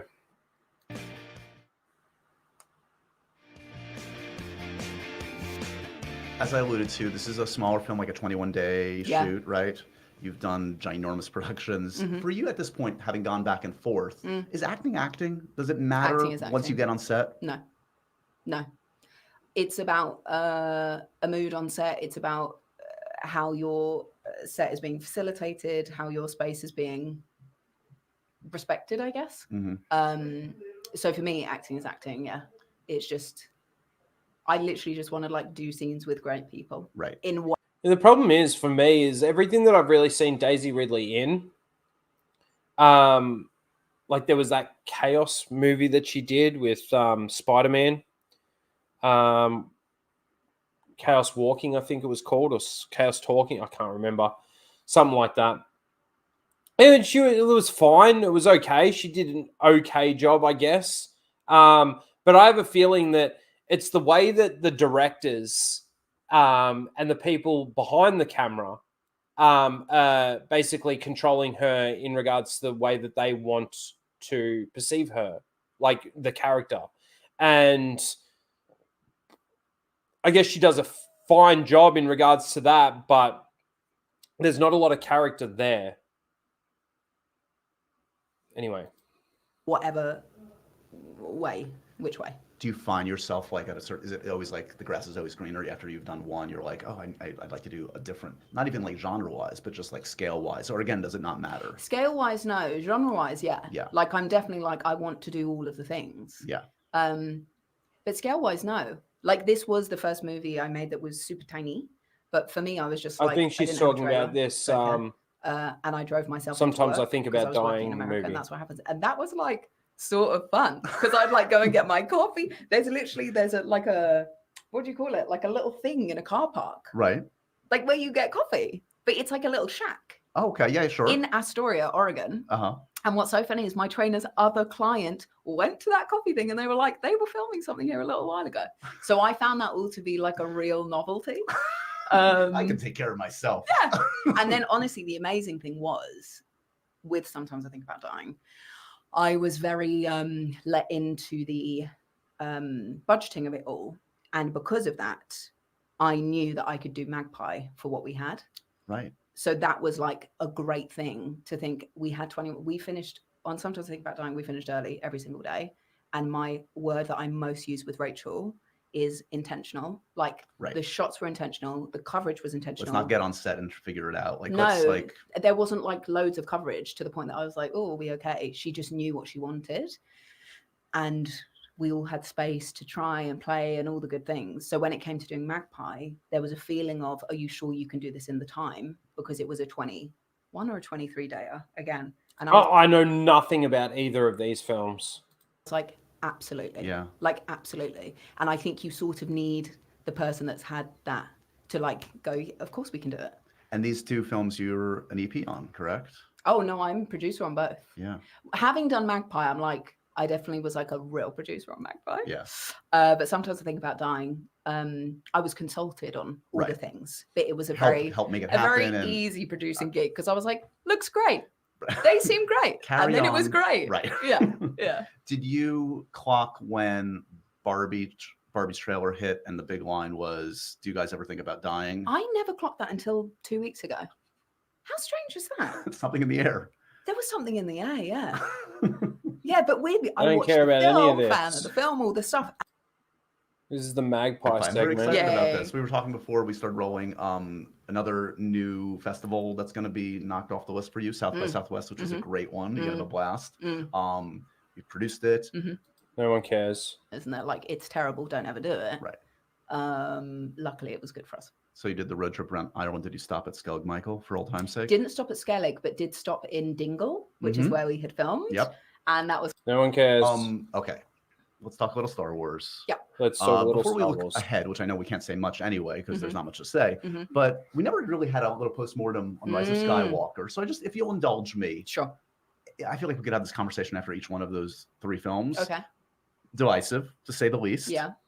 You were feeling very confident. Everybody felt very confident. JJ was confident. Were you surprised by how divisive it was, the reception to it?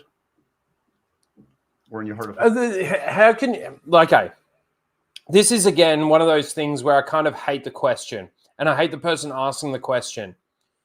They're talking about Rise of Skywalker. Now he said that, each one of the movies could have been divisive, but they're specifically talking about the Rise of Skywalker. Dude, how could she not be surprised that it was going to be divisive after The Last Jedi? The Last Jedi is the one that fucking broke everything. To me, it's a bit of a silly question, but anyway, let's hear a response. Was I surprised? Yeah. I think it's still upsetting because you don't want people to feel like you've like not served the thing that they're a fan of. But Ryan's one was so divisive. You think? So yeah. I love it how it gets referred to as Ryan's one. Not The Last Jedi by title. Ryan's one was so divisive. Yeah, so it really felt like the first one was fairly, everyone was like responsive in a similar way. This works, thank God. Yeah. How did it happen? And then hang on a second. That goes a little bit against the narrative, isn't it? The toxic fan base. The male toxic fans that don't like women in their fucking Star Wars. The first one, did you hear what she just said? You think? So, yeah, so it really felt like the first one was fairly, everyone was like responsive in a similar way. This works. Yeah, people actually sort of accepted The Force Awakens. Despite the fact that in hindsight, I think it would have fallen off a cliff, despite what they came out with after it. Because the more you go back and look at that movie, the more you realize how bad it actually is. Thank God. Yeah. How did it happen? And A then miracle. Ryan's one, super divisive. And then the last one, super divisive.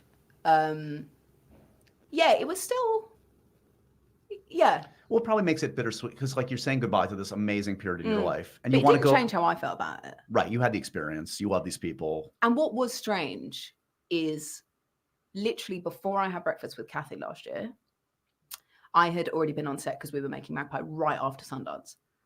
And I had like 5 people come up to me and go, are they going to do any more with you?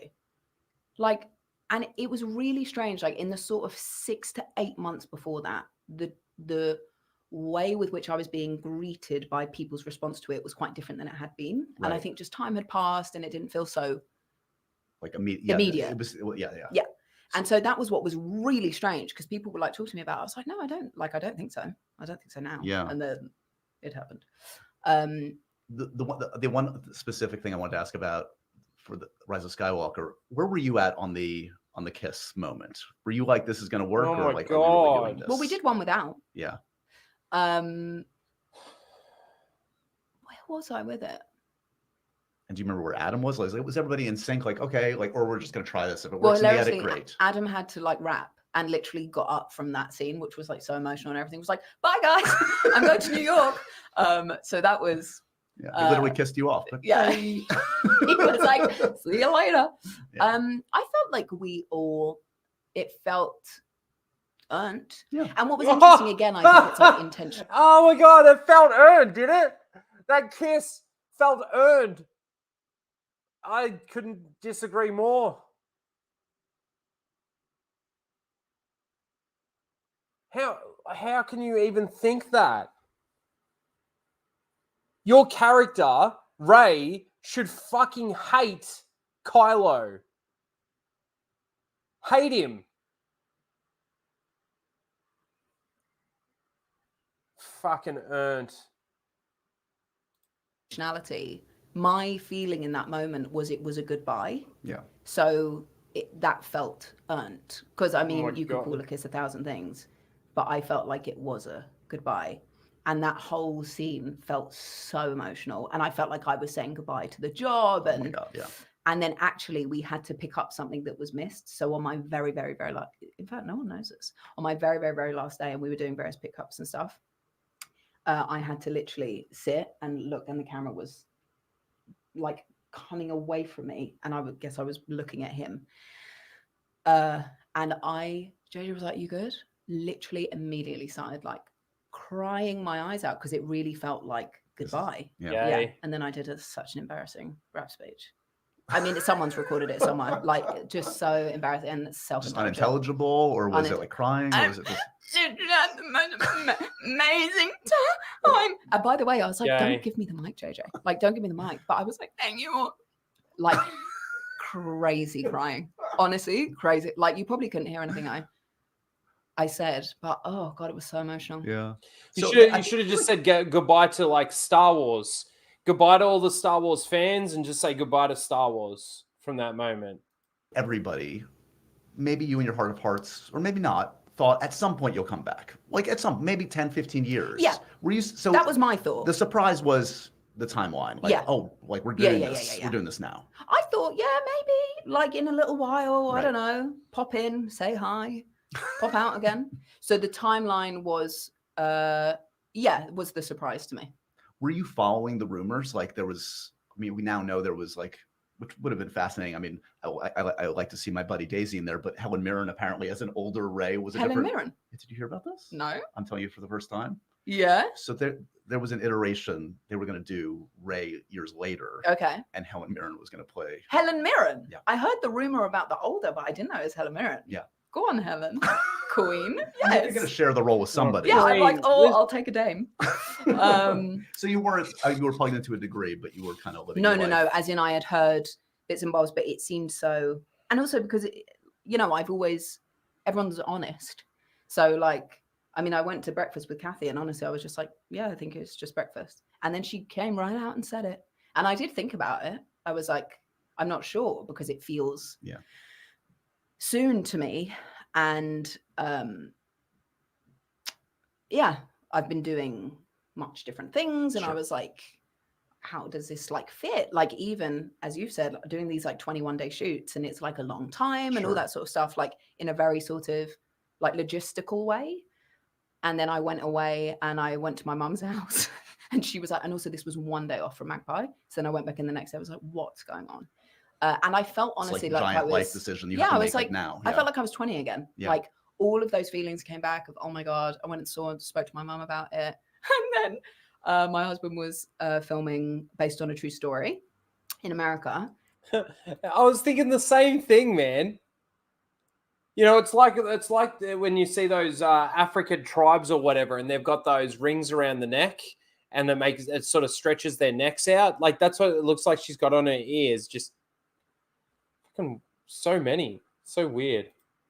So he called when he was first up, and I was like, okay, there's something I have to tell you. I know you've just woken up, and he went, fuck. So there was like a day of sort of thinking, existential crisis. Yeah. But this is a good problem to have. And I mean, it's a good problem to have. Yeah. I'm like, I feel really like, and it probably sounds like fake, but it's not. I feel really lucky. Like the stuff that I'm doing, I felt is interesting, and I've worked with such different filmmakers, and a job is a job is a job. So like, if I love the script and I love the story, it's going to be great. And it will probably be different people, I imagine. Yeah. I don't know if it's the same or different or like so crew wise, you mean? And crew wise, cast wise, like So you have no idea if like no, your I friends actually are coming don't. back. Yeah. So it's like all a sort of adventure. So yeah, it's good. It's a good thing. And it's also like, I was always like thrilled to be part of it, even when it's divisive and even with the social media, horrible stuff, all the stuff you had to go through. I feel like generally people are like good. And like, I feel like people are receptive and interested. And honestly, if it wasn't a story worth telling, I wouldn't be doing it. But I was like, ooh. It's like But I could make the same argument about the fucking 3 movies that you did. It wasn't a story worth telling. There was no story in there worth telling. You think that fucking Charmin Obaid-Chinoy is going to tell a story worth telling with your character? It's a great freeze frame, isn't it? I don't know, man. I don't know. Fun. It's a fun direction. It's gonna be fascinating. You're gonna have gone from like the new person, I know, the youngest on set, to like an adult. Yeah, you have to be Mark Also, Hamill, Brian Harrison. Burke, who like worked with JJ a lot. When I told him about it, he was like, Daisy, you look the same age. I was like, thank you so much. But yeah, time's passed. I mean, it's gonna be strange. But again, it's like a different sort of And also I was like, what if I can't remember how to do it? Like before each job, I'm like, what if I can't remember how to do this thing? Lightsaber. Where did it go? Zoom. Yeah, that was pretty much what it was like watching you with the lightsaber. The whole time you were doing it. What do I do with this? What even is this? I have to do the sound effect. We know that. I do. So yeah, it's all like this crazy old ride, you know? And have you spent some time with Charmin yet? Yeah, vibing she's great. with her. Yeah. Her documentaries are quite different, obviously, to what we're going to be doing. But I feel like documentarians have a very particular worldview, like film view. And they certainly have a very particular worldview, especially this one. That all men are fucking... She likes to make him uncomfortable. Don't forget it. And trust me and many others aren't going to let anyone forget the shit that she said when we finally get this movie and see how bad and how her activism is either covertly or overtly put into this fucking movie. It tends to be that documentarians go into narratives in like a great way, and obviously watch her episodes of Miss Marvel and stuff too. Her episodes that got completely redone. You watched her episodes that got completely redone. They're not her episodes. She's probably still credited on them, but they're not her episodes. Yeah, she's great. And I think her ideas for what this is, and then Steven's script, it's all going to be good. Can you start to prep yet before you see a script? Like physicality-wise, you're always in great shape, obviously, but this is, I'm sure, going to be demanding in another way. But you know the drill by now. You know kind of what it's going to be. I know the drill, and I think my main thing is I know how to stay healthy, which is like the last Rise of Skywalker. I literally got to then and I was like, I cannot believe I didn't get injured. But that's also having like an amazing team around you, making sure that you stay healthy. So for me, that's the main thing, is like physical health. Yeah, because what did I do on the job, the Martin Campbell job? I was being slammed into something and I was like, I've done something to my arm. Like it hurt to lift it so much. And I had like 2 weeks of fights. Still to come. Power through. Yeah. But it's good to know how to stay healthy. Are you the friend in your friend group that you want it? Or you reference this. We're gonna see a lot. Okay, we didn't even see the bit that. Hang on a second. Let me bring up this other one. I don't think we did.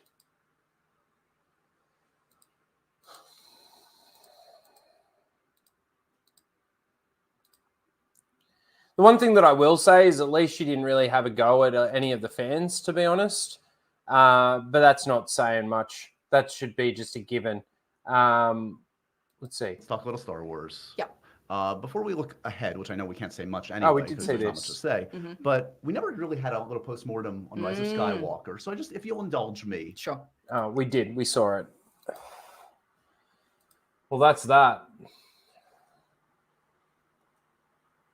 I honestly, Charmaine, that whole thing with her. Get ready, guys. Get ready. Get ready for the fucking SEALs and the fucking shippers and the retards out there to be like, this is the best Star Wars we've ever had. And get ready for the majority of actual Star Wars fans to come out and say, who wants this? This is garbage. This should be Luke's story. All of the stuff that we've basically been saying for the last fucking pretty much decade nearly. Yeah. Daisy Ridley. Good on you. Good on you.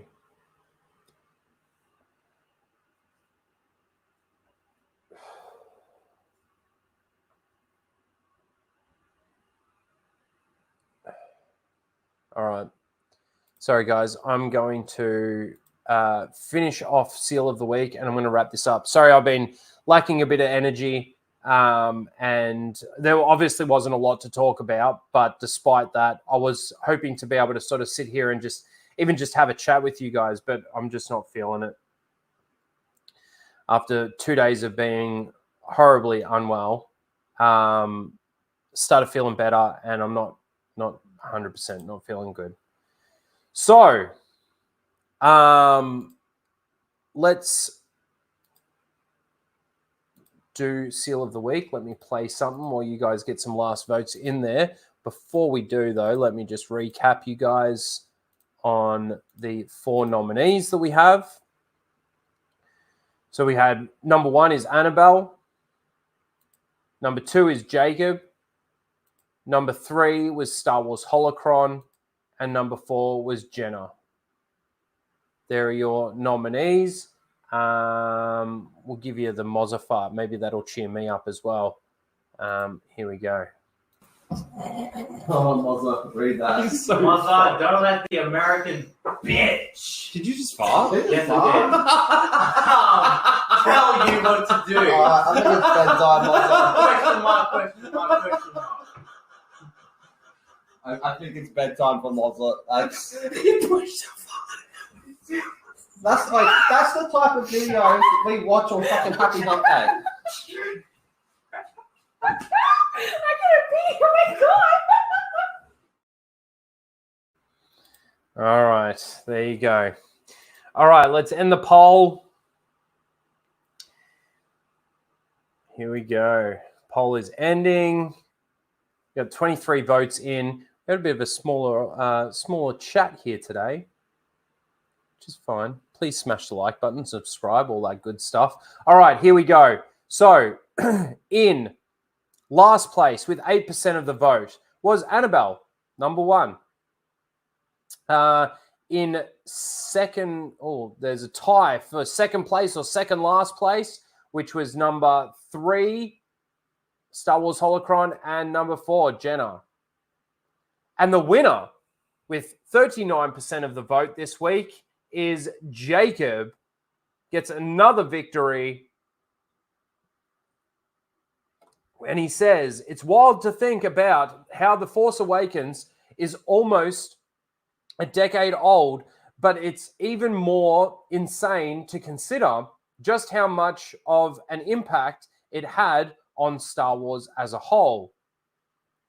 Almost single-handedly is responsible for creating the massive resurgence in interest and creating new fans for Star Wars. Still remains true today. Such a special film for countless reasons. Congratulations, Jacob. You win this week's Seal of the Week.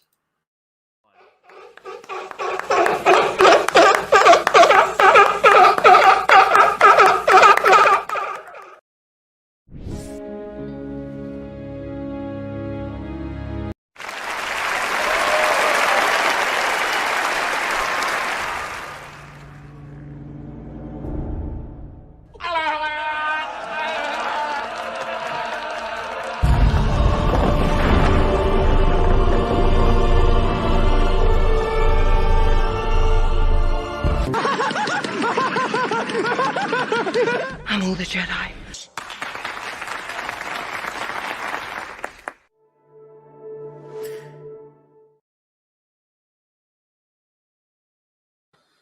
All right, and that's the game, ladies and gentlemen. That is the game. Who is doing Jack's show this week? I'm guessing that it's supposed to be Anna because John did it last week, but I'm guessing that because Anna's wedding is just around the corner, either they're not doing it at all or I can't find a link for it. So no, John, Cecil, and Anna haven't set it up yet if they are doing it. It's supposed to be on Anna's channel, but yep, not there. Smoke those good death sticks. Yes, that's one thing that fucking, even when I'm not well, if I can still smoke, it's probably really bad. Anyway, that's it, guys. I appreciate you all being here. I'm sorry that we didn't go for like the normal length of time. I'm sorry that I'm feeling like absolute arse. And we will see you next week. Of course, keep your eye out for Stargate. I'll work out exactly how I'm going to do it in regards to the movie, in regards to obviously each episode, and I'll be putting them on playlists on the channel, and that should be a lot of fun. But you guys have a good rest of your day. Have a better one than I will. And yeah, I don't know if there's anyone that we can sort of raid from here. Who's streaming right now? I know that Ethan's doing Trashcast. I'm not getting involved in the drama. There's no one really. You know what? I'm going to put the link to Wicked. She's playing something. So I'm going to put the link to her channel or her stream right now in the chat. Go and say hello. Go and give her a Rhino raid. There you go. She's playing games. She's a cool chick. Go and hang out with her for a bit. Say hello. Tell her I said hello.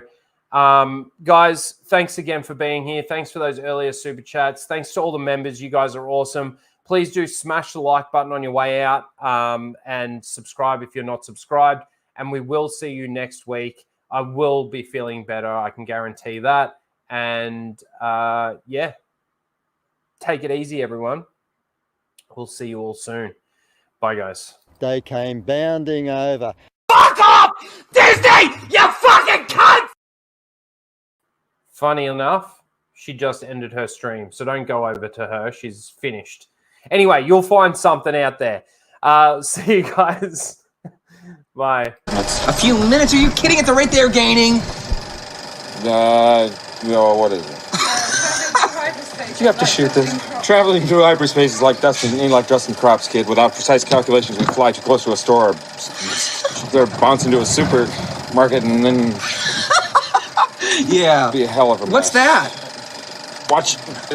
You're losing your deflector shields. Go strap yourselves in. Be careful on the way out. Yeah, sure. I'm taking very cautious. You... Go away! We bounced too near a supermarket?